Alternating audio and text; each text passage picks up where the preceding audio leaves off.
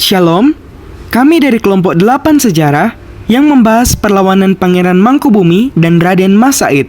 Perkenalkan, kelompok kami terdiri dari 4 orang, yaitu saya sendiri, Ken Langi, Keira Pantou, Evan Mokale, dan Valerie Leungkas. Selamat belajar!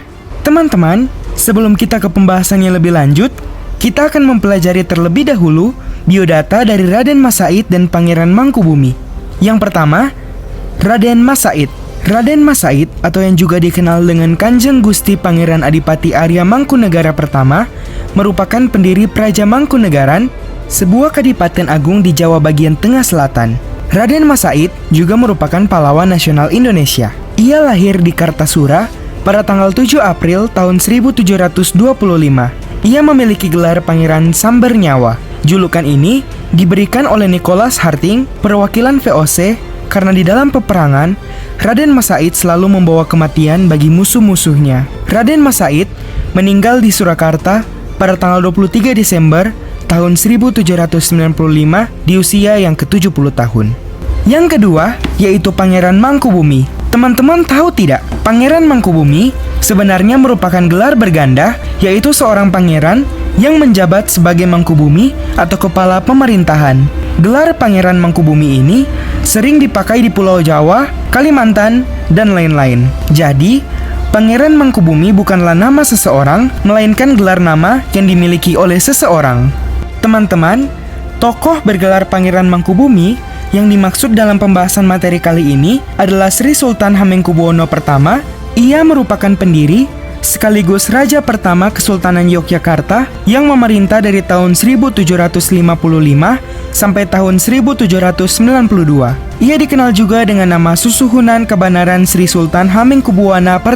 Lahir di Kartasura pada tanggal 6 Agustus tahun 1717. Ia meninggal di Yogyakarta pada tanggal 24 Maret tahun 1792 di usia yang ke-74 tahun. Latar belakang perlawanan.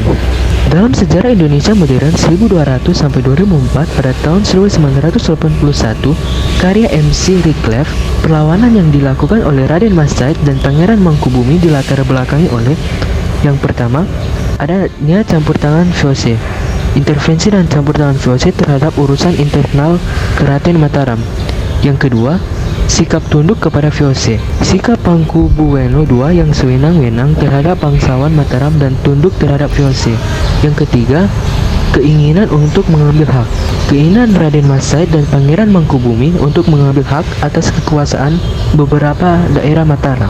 Penyebab adanya perlawanan Pangeran Mangkubumi dan Mas Said. Sepeninggal Sultan Agung pada tahun 1645, kerajaan Mataram Islam justru menjalin hubungan dekat dengan VOC. Akibatnya, VOC memiliki pengaruh dalam pemerintahan kerajaan. Raden Mas Said kemudian mengajukan permohonan untuk mendapatkan kenaikan pangkat. Akibat permohonan ini, Mas Said justru mendapat cercaan dan hinaan dari keluarga kepatihan. Bahkan dikait-kaitkan dengan tuduhan ikut membantu pemberontakan orang-orang Cina yang sedang berlangsung. Mas Said merasa sakit hati dengan sifat keluarga kepatihan. Muncullah niat untuk melakukan perlawanan terhadap VOC yang telah membuat kerajaan kacau karena banyak kaum bangsawan yang bekerja sama dengan VOC. Keadaan ini menyebabkan rakyat menderita, sebab orang bangsawan hanya mementingkan dirinya sendiri. Akibatnya, muncul beberapa pemberontakan. Hal ini merupakan bentuk protes dan perlawanan terhadap penguasa Mataram yang bersekutu dengan VOC. Pemberontakan Raden Mas Said akhirnya berhasil dipadamkan oleh Pangeran Mangkubumi, saudara Pakubuwono II. Akan tetapi, Pakubuwono II mengingkari janjinya untuk memberikan sebidang tanah di Sukowati. Oleh karena itu, Pangeran Mangkubumi akhirnya bergabung dengan Raden Mas Said untuk melancarkan pemberontakan. Jalannya perlawanan. Raden Mas Said adalah putra dari Arya Mangkunegara yang merupakan adik dari Pakubuwono II. Pada umur remaja, Raden Mas Said resah karena sikap Pakubuwono II yang menempatkannya sebagai gandek anom atau bangsawan rendahan di Mataram.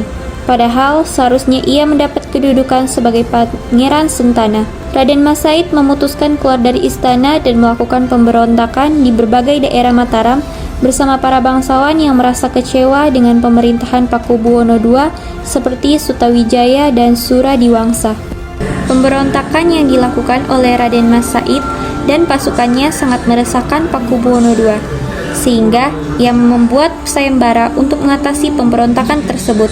Barang siapa mampu meredam pemberontakan Raden Mas Said, ia akan diberi tanah seluas 3.000 hektar. Pangeran Mangkubumi menerima sayembara tersebut dan mampu memukul mundur Raden Mas Said dan pasukannya dari daerah Sokawati.